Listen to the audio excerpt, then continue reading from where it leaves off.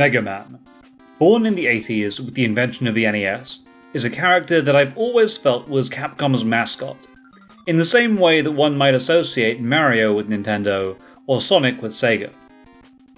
And the Blue Bomber has seen his ups and downs over the years, initially through the late 80s and early 90s, one of the most recognizable characters in video games, with Capcom churning out hit after hit with the original Mega Man series and then the X series. But his notoriety took a hit during the late 90s and early 2000s, as the X series fell off with sequels that didn't match the original's charm and gameplay that was somewhat lacking. Mega Man as a concept would live on, with Mega Man Zero and ZX on the DS and 3DS respectively, ensuring the series had some spotlight, as well as the Battle Network games that merrily provided an RPG spin on our hero. Whilst these games were well received, they simply did not reach the same level of notoriety as the original series. And so, when Capcom announced Mega Man 9, slated for release in 2008, it was received with a lot of fan excitement.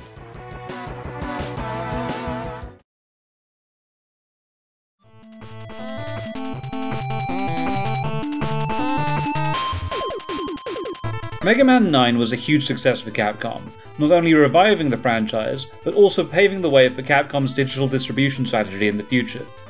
It spawned a sequel, Mega Man 10, which, simply put, wasn't nearly as good and ultimately almost did the franchise in.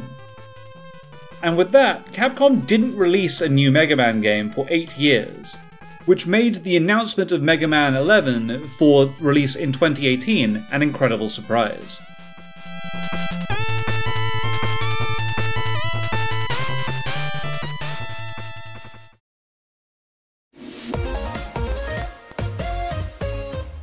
Mega Man 11 was another incredible return to form, eschewing the retro aesthetic that 9 and 10 had used, and updating Mega Man for a new generation of gaming.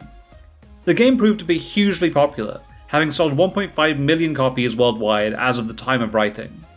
Both T and I had a great time playing it when we did our own LP of the game, despite taking on the bosses in a rather questionable order.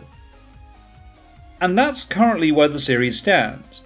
Mega Man 12 hasn't been announced and may not even exist, but there is some hope, at least, that Capcom has seen the lasting impact that the Blue Bomber can have.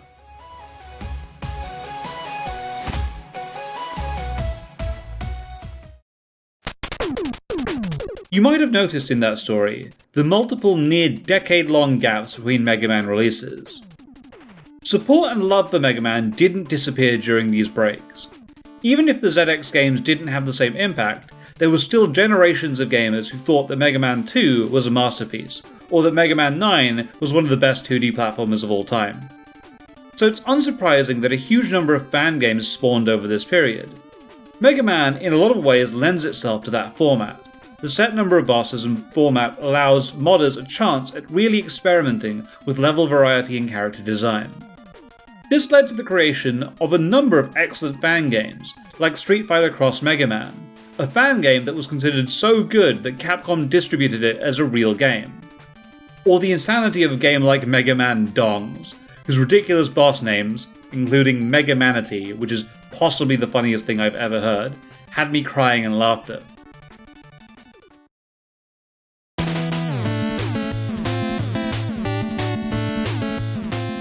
And this brings us to 2019, and the titular game for this LP, Mega Man Rock and Roll.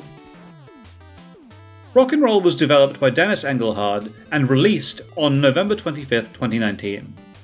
Initially, Engelhard had simply intended to see if he could replicate Mega Man's physics as part of a technical project. But once he had managed it, he quickly realized that he had the skeleton for a game of his own, and got to developing. Brought to the series, rather oddly, by Dr. Wily's Revenge, the Game Boy game, Rock and Roll is Engelhard's first foray into game development, and notably, due to his recreation of Mega Man mechanics, is not a ROM hack, and comes with a standalone EXE.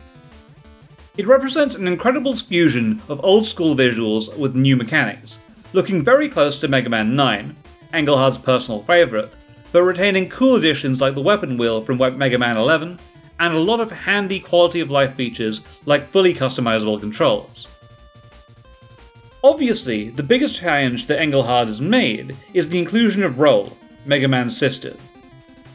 Roll has always been present in the Mega Man games, but has rarely seen inclusion as a character of any agency, sometimes acting as a nurse or shopkeeper, but largely watching on helplessly as her brother solves the issues of the day. She's seen some play outside of the mainline series, with her Battle Network version being distinctive, but ultimately still relegated into a supporting role. She is somewhat infamous in fighting games for being the absolute worst character in Marvel vs. Capcom 3, with an entire tier dedicated to how terrible she is. She does make up for it in Tatsunoko vs. Capcom though, being a top tier choice there. Rock'n'Roll seeks to change that idea. Her addition came from a desire to have an existing character in the game as an alternate to Rock, but to avoid a character that already had existing mechanics. This ruled out Proto Man, Mega Man's brother, and Bass, his rival created by Dr. Wily, as both of these had been included by Capcom in previous games, which naturally led to Roll as the next most obvious choice. And personally, I think this has worked out well, giving the game both a distinctive feel when you play Roll, and a very different presentational style to the other games in the series, with half the Robot Masters being female, which honestly should have happened way earlier, given how distinctive and cool Splash Woman was in Mega Man 9.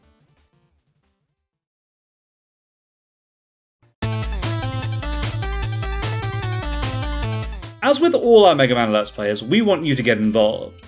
We need you to choose the route that we take through the game, and as such we'll be presenting a poll here on YouTube so that you can vote on the order in which we fight the Robot Masters. The master with the most votes will go first, at which point we'll fight through them in descending order. But please have a think and get to voting. I can say that I am personally incredibly excited to share this with you. As ever, see you in episode 1.